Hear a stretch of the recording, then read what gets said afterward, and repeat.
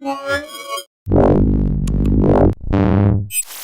I'm Roland with Mobile Geeks, and we're right here at Toshiba 2014. And just in case you didn't know, this video is brought to you by Asus and Mercedes-Benz. And what we have right here is the new Toshiba Cloudbook. So this is the first cheap 11.6-inch Windows 8.1 notebook from Toshiba in this case. It's going to retail for €299 in Europe. It's probably going to be $299 US, but the street price will probably drop down to $250, maybe even $200 US pretty soon. And the reason why they can do this so cheaply is because it is using an Intel Celeron N2840 dual-core SoC in here that's running at 2.16 gigahertz at the maximum. The standard frequency should be around 1.6 gigahertz, I think, but I can't really promise you that, so just look it up or whatever. And otherwise, you have 2 gigs of RAM in here, 32 gigs of flash storage, so no HDD or no standard hard drive integrated, but an SSD should give you a nice, pretty good performance actually, I guess, compared to a standard hard drive. Just depends on how quick, how fast this eMMC flash storage is in here. It's an 11.6-inch device, and as you can see, this doesn't even have a touchscreen, so they left this out to lower the price.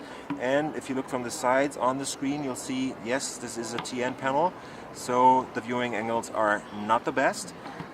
But other than that, it's a pretty nice looking laptop for $299 or even less money. So what you get is a chiclet keyboard right here that bends a tiny bit. So if I press really hard, it does bend. So it's really pretty sturdy actually. Key size is pretty much all right, I think.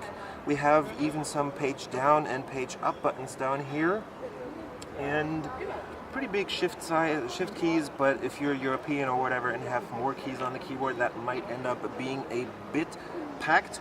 If you look on the left side here, that's a nice improvement. So they're cutting down on the normally pretty huge caps lock key right here that nobody ever uses except when you're trolling the internet. Let's take a quick tour around the sides then. We have the full-size SD card reader there, plus a full-size USB 3.0 port and a full-size HDMI out, which is nice to see on a device this thin.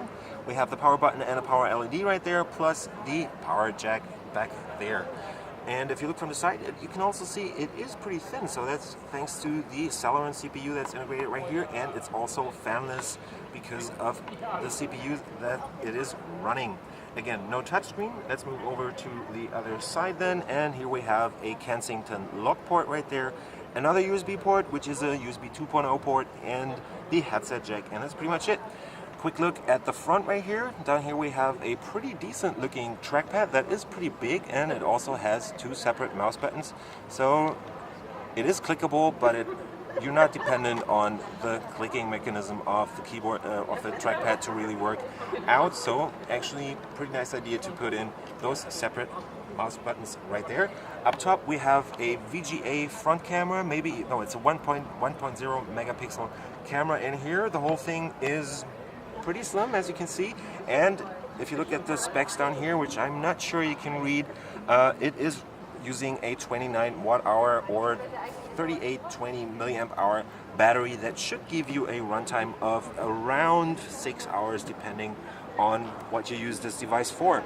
So I was rolling with Mobile Geeks, checking out the Toshiba Cloudbook CL10B actually at IFA 2014. And if you like what we do on our channel, give us a thumbs up, follow the channel, subscribe to us on Google+, Twitter, and Facebook, and we'll see you later. Bye.